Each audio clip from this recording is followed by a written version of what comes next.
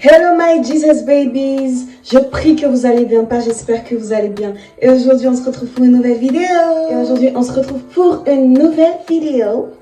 Ok, so my babies, je suis désolée pour le retard de la semaine passée parce qu'il y a eu des problèmes.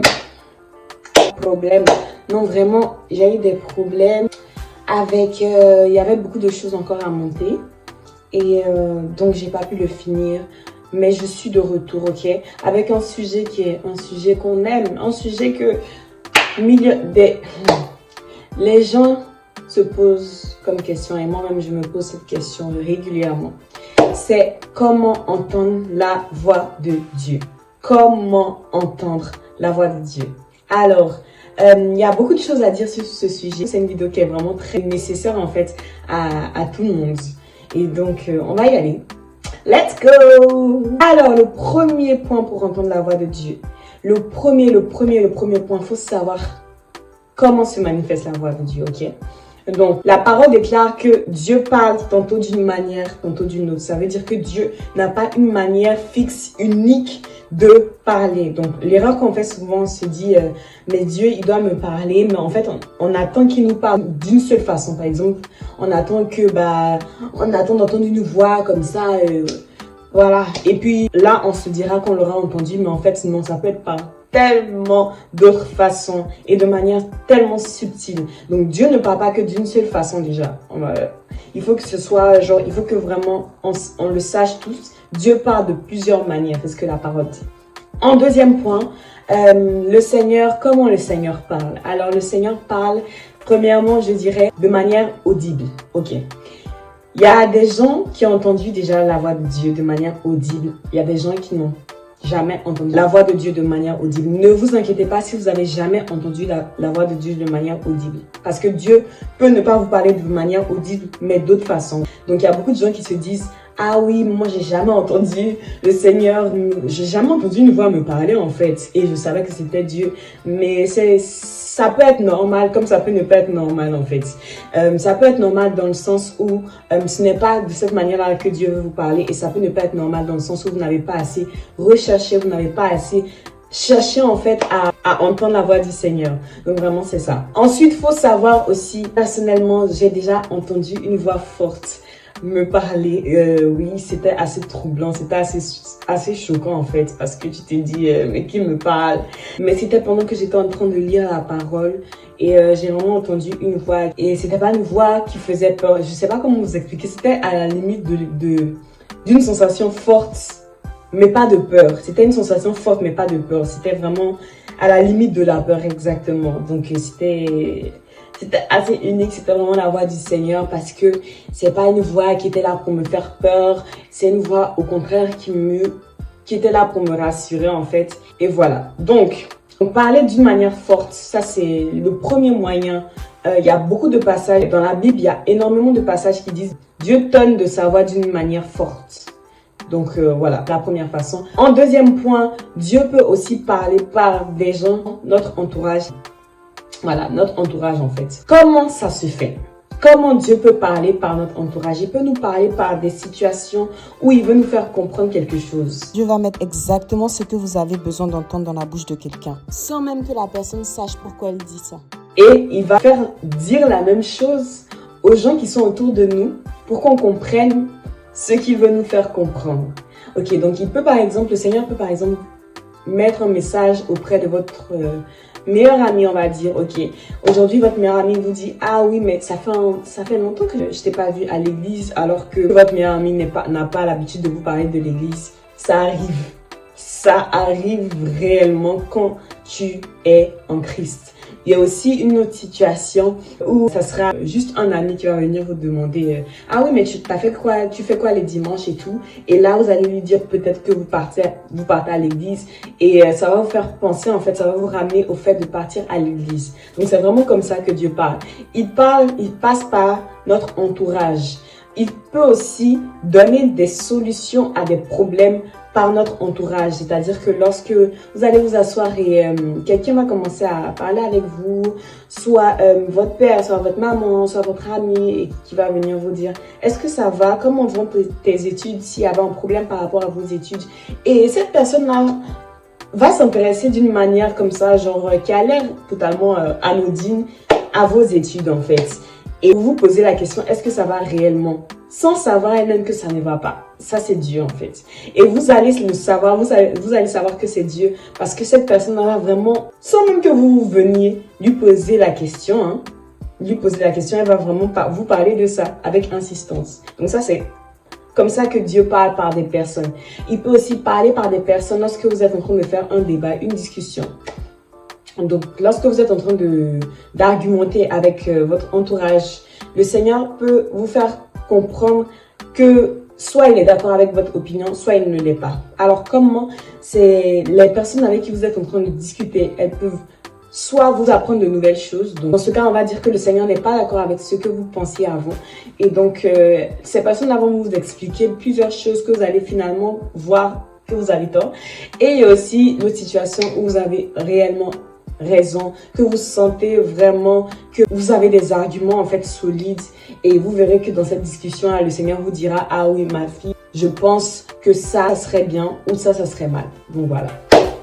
Amen. Dieu peut nous parler aussi en faisant apparaître des choses de manière répétitive. Ça, c'est le troisième point. J'en ai parlé un peu dans le deuxième point, mais c'est vraiment ça. Une des choses principales, c'est que Dieu, en fait, c'est un Dieu de fermeté, en fait. C'est un Dieu qui est ferme, c'est-à-dire, c'est un Dieu qui est sûr de lui. Voilà. C'est un Dieu qui est sûr de sa volonté. Il est sûr de ce qu'il veut vous dire, en fait. Et comme il est sûr de ce qu'il veut vous dire, pour que vous soyez vous aussi sûr, parce que c'est un Dieu de fermeté, c'est un Dieu de sûreté, bah, il va vous amener à comprendre en vous montrant des choses de manière répétitive. Par exemple, vous allez voir que ces derniers temps, vous pouvez sentir que vous avez plusieurs fois envie de jeûner. Donc juste, vous avez envie de jeûner plusieurs fois en fait. Vous avez envie, mais ça revient. L'envie revient en fait de manière répétitive. Ou bien votre entourage vous parle plusieurs fois, comme j'ai dit dans le deuxième point, de quelque chose que vous faisiez pour la gloire de Dieu. Par exemple, chanter pour le Seigneur ou bien danser pour le Seigneur. Bien votre Bible, c'est par ces petites choses-là que le Seigneur peut parler. Donc c'est vraiment ça en fait. C'est vraiment par plein de moyens. En quatrième point, Dieu peut aussi parler par nos études. En fait, Dieu peut parler par tout type de choses. Lorsque vous êtes dans une situation, par exemple, ça ne va pas, ou vous n'arrivez pas à vous en sortir, ça ne fait que revenir, vous n'arrivez pas à avancer. Ça peut être un signe de Dieu, ça peut être Dieu qui vous dit de quitter en fait là, ce que vous étiez en train de faire et de changer par exemple d'orientation. Voilà, et de changer d'orientation. Donc ça peut vraiment être Dieu qui parle par vos études. Ou bien au contraire, vous arrivez à faire quelque chose, vous voyez que vous êtes vraiment doué, vous voyez qu'il y a vraiment des portes qui s'ouvrent facilement, genre vous arrivez à avoir des vents à chaque fois et tout le temps ça va très bien. C'est aussi la voix de Dieu, c'est aussi Dieu qui peut vous parler en vous disant sois excellent dans ce que tu es en train de faire parce que tu as vraiment ce potentiel-là. Tu as vraiment ce potentiel-là pour t'en sortir. Donc ça peut être aussi la voix de Dieu. Dieu peut aussi nous parler par les réseaux sociaux, par le biais des réseaux sociaux, des amours. Comment est-ce possible? Il peut vous faire tomber sur des publications et des posts dont vous avez exactement besoin au moment où le Seigneur vous enverra ces posts-là.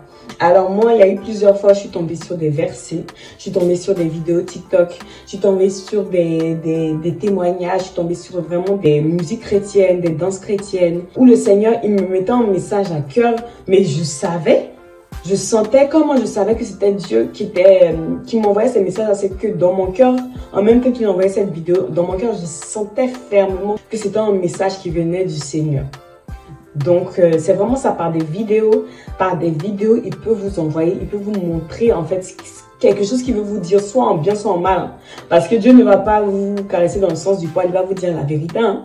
Il va vous dire la vérité, si ça va pas, il va te montrer, il va te dire, là, tu es en train de faire n'importe quoi en fait. Tu arrêtes et tu changes d'attitude, clairement. Donc, c'est ça aussi, en fait. Dieu, il ne va pas nous caresser dans le sens du poil. Il va nous aimer, c'est vrai, mais aimer ne veut pas dire mentir, aimer ne veut pas dire ne pas dire la vérité. Et donc, genre, il peut vous parler par le biais des réseaux sociaux, par Facebook, par Instagram, par YouTube, par je sais pas quoi, même par Internet Explorer, vraiment par Google Chrome, par tous les moyens possibles. Ce jour-là, si vous avez besoin de voir un verset ou bien une vidéo chrétienne, une vidéo où le Seigneur veut vous faire passer un message en particulier, vous allez tomber sur ce message-là. Ça peut être n'importe quel message qui parle du Seigneur. Dieu peut parler aussi par notre corps, en fait, notre corps physique. Oui, il peut parler juste par notre corps, pas par quelque chose de par le corps, par ce qui se passe dans notre corps. Ce qui est en train de se passer dans notre corps, Dieu peut nous parler. Je vous explique, la parole de Dieu déclare, notre corps est le temple du Saint-Esprit. C'est vraiment un verset fort. Notre corps est le temple du Saint-Esprit. Et donc, ça fait qu'il peut, il peut, comment dire, circuler dans notre corps puisque c'est son temple. Donc, ça fait que dans notre corps, on peut sentir des choses, on peut avoir des sentiments, par exemple, on peut avoir des frissons, on peut avoir chaud, on peut avoir froid, on peut avoir envie de se gratter, des trucs comme ça, parce que Dieu a envie de nous parler, parce que Dieu a envie de nous dire quelque chose. C'est possible et ça arrive. C'est un des moyens par lesquels Dieu parle et on ne s'en rend pas compte. Parce que nous tous, dans le monde entier, il n'a pas dit qu'une seule personne, il a dit votre corps est le temple du Saint-Esprit. Donc ça veut dire que chacun de nous, le Seigneur lui parle de cette manière-là ou d'une autre manière. Donc vraiment c'est ça. Dieu peut nous parler par notre corps, par notre dos qui va nous faire mal, pour nous dire par exemple, ah viens te coucher. Et lorsque tu vas te coucher, le Seigneur va mettre dans ta tête la pensée de lire la parole. Le Seigneur, il est intelligent, il a créé l'intelligence. Dieu peut, spirituellement aussi, Dieu peut faire que ta main te gratte. Ça, le plus souvent, c'est un signe qui montre que le Seigneur veut que tu pries. Je connais beaucoup de gens qui ont connu ce signe de main qui gratte là en fait. Et c'est Dieu qui leur disait, c'est Dieu qui nous disait vraiment, bah là, il faut que tu pries. Dieu peut aussi te faire des petits pansements. Oui, des petits pansements. Il y a des petits pansements aussi qui peuvent arriver des fois. Tu peux être juste assise là et tu sens un truc qui t'a pincé, ou bien, mais pas fort. Hein. Par ces petits pansements là pour te dire par exemple d'arrêter de faire quelque chose. Donc un petit pansement comme ça pour te dire d'arrêter. Ou bien pour te dire je suis là. Ou bien pour te dire lève-toi, tu dois partir. Tu peux sentir quelque chose dans les pieds pour que tu puisses te lever. Pour aller, genre par exemple ton pied qui est en train de, c'est comme s'il y a quelque chose comme un chauffage sur tes pieds. Donc il y a vraiment énormément de moyens, mais tout ça, ce n'est possible en fait que par une véritable conversion en Christ. Si vous n'avez pas donné votre vie à Christ, vraiment c'est le moment de le faire, mes amours. Il faut que vous donniez votre vie à Christ parce que c'est une fois que vous aurez donné votre vie à Christ que vous verrez en fait. Vous verrez à quel point, oh, purée, vous verrez à quel point vous aurez dû être là depuis longtemps et il vous attend. Il n'est pas là pour vous juger. Arrêtez de croire que le Seigneur va vous dire dégage et tout, genre toi je veux pas te parler ou bien toi t'as fait trop de mauvais, t'as fait trop de bêtises, quitte là. Non, le Seigneur est miséricordieux. Lorsque vous êtes véritablement sincère, Dieu ne résiste pas au pardon parce qu'il a choisi d'être comme ça, c'est sa nature. Donc, si vous n'avez pas donné votre vie à Christ, il vous aime. Et dites au Seigneur ce qui a vraiment sur votre cœur. Choisissez de le suivre réellement et pleinement et que le Saint-Esprit puisse s'installer dans votre vie en fait. Parce que cette vie de transformation, elle n'est possible que si vous-même, vous lui ouvrez la porte. Nous, on peut parler, moi je peux parler, moi je peux dire quoi que ce soit, mais jamais je n'ai même pas la capacité, je n'ai même pas le pouvoir en fait de venir imposer à qui que ce soit de venir prier. Je n'ai pas cette capacité et ce n'est pas mon rôle. Et donc, vraiment, c'est pour vous dire que vous avez ce pouvoir en main et qu'il est temps de l'utiliser parce que Jésus revient bientôt. Cette liberté de choix, cette liberté vraiment qu'on a, chacun de nous, il ne faut pas la perdre en restant dans ce monde, en restant sans connaître le Christ, surtout en restant sans connaître ce qu'est le véritable bonheur. Eh Seigneur, vous n'imaginez pas je vous exhorte, donnez votre vie à Christ, mes amours. Il n'attend que vous, il n'attend que vous. Parce que Christ veut non seulement que vous viviez la meilleure vie possible sur cette terre, mais il veut aussi que vous viviez la meilleure vie possible après. Mes amours, donc voilà, c'est vraiment ça. Ensuite, Dieu peut aussi parler par des vêtements. Je sais que vous vous dites que là, c'est vraiment un peu bizarre et tout. Pourquoi il va me parler par des vêtements et tout? Dieu n'est pas limité. Vous savez, mes amours, lorsque j'ai commencé ma marche avec Christ, je l'avais beaucoup mis dans une boîte, dans une box. Et j'avais fermé la box et je croyais que Dieu allait dans la box en fait. Non.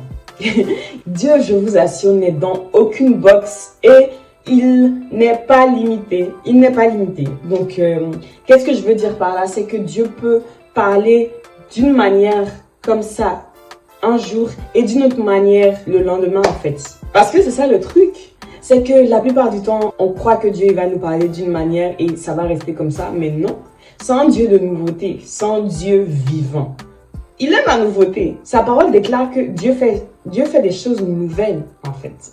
Sans Dieu de nouveauté. Donc il peut clairement nous parler d'une manière et le lendemain changer totalement la manière. C'est pour ça que c'est important d'avoir cette relation avec Dieu. C'est pour ça que c'est important de lire la parole. C'est pour ça que c'est important de se repentir et de donner sa vie à Christ. Parce que sans ça, en fait, on ne saura pas vraiment discerner si c'est Dieu ou pas qui nous a parlé. On ne sait pas si c'est Dieu qui nous a parlé dans cette situation, dans telle ou telle situation.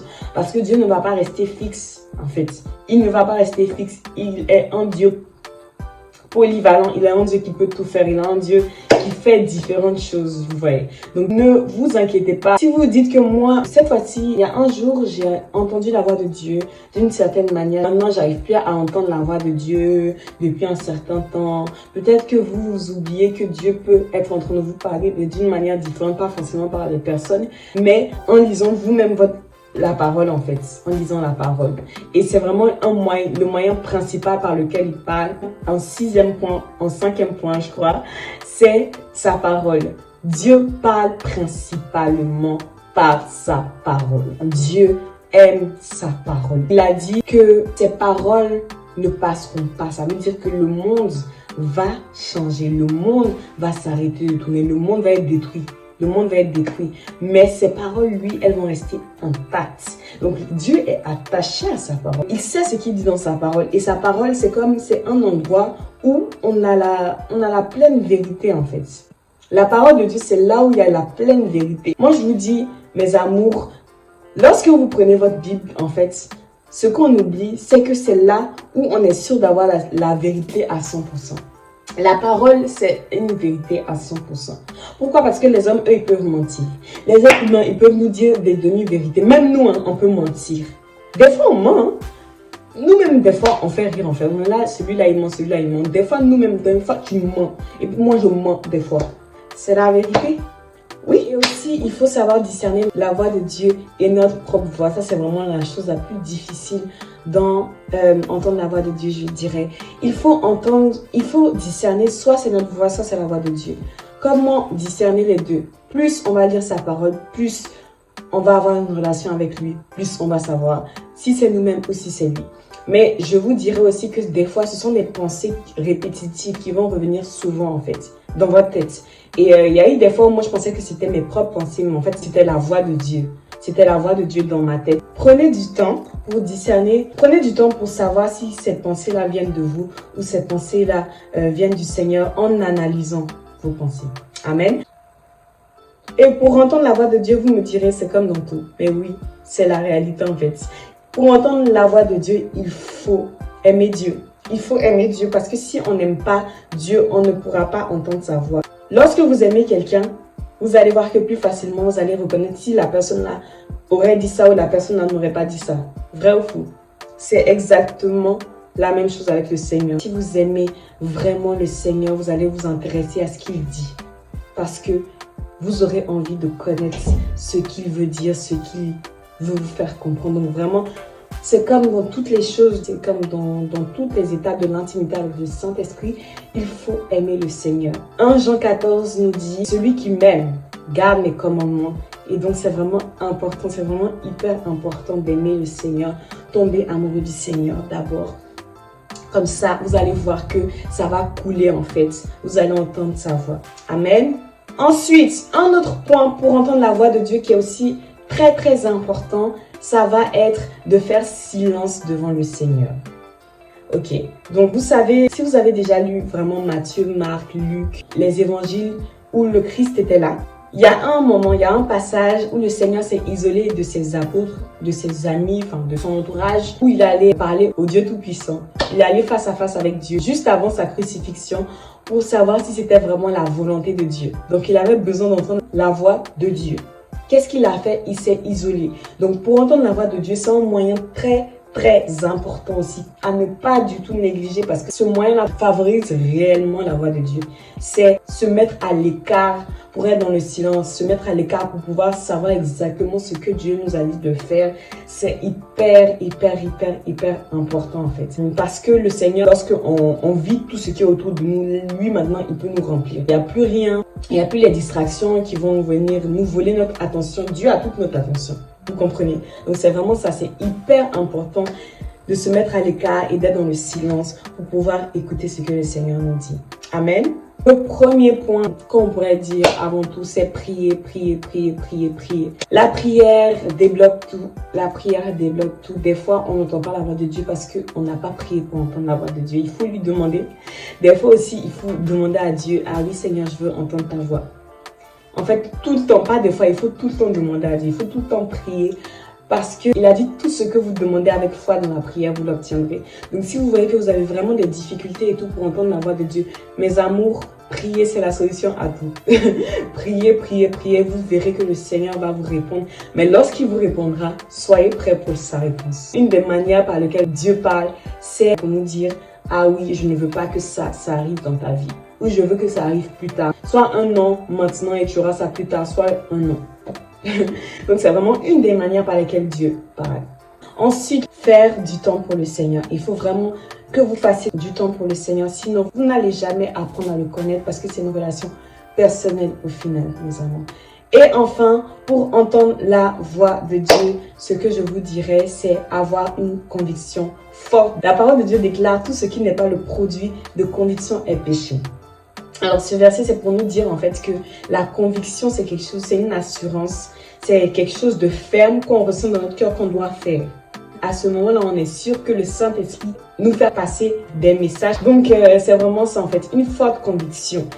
C'est le meilleur moyen. Enfin, moi je trouve que c'est un des meilleurs moyens pour savoir si c'est la voix de Dieu. C'est vraiment avoir cette forte conviction, avoir une forte conviction dans son cœur qu'on doit le faire. En deuxième de la parole de Dieu, moi je trouve que c'est un des meilleurs moyens pour savoir si c'est Dieu qui nous parle. C'est le fait que vous allez être convaincu que vous devez faire quelque chose, que vous devez aller quelque part, que vous devez lire ça, que vous devez lire ci, que vous devez parler à quelqu'un. Voilà, c'est vraiment une conviction, une sûreté, une assurance dans votre cœur. Donc voilà, je pense que j'ai parlé un peu des 10 points, je crois, enfin des points essentiels et principaux pour entendre la voix de Dieu et j'espère que ça vous aura plu mes amours. Je prie que vous passiez une très bonne soirée et je prie que vous puissiez entendre la voix de Dieu et soyez bénis. Je reviens pour de nouvelles vidéos très prochainement et on se dit aux semaines prochaines. Si vous n'avez personne à côté de vous, il est là. Bisous mes amours, Dieu vous aime, ne l'oubliez jamais. Petite clarification, cette vidéo ne dit pas tous les moyens par lesquels Dieu parle. Il existe encore plusieurs moyens parce que notre Dieu n'est pas limité.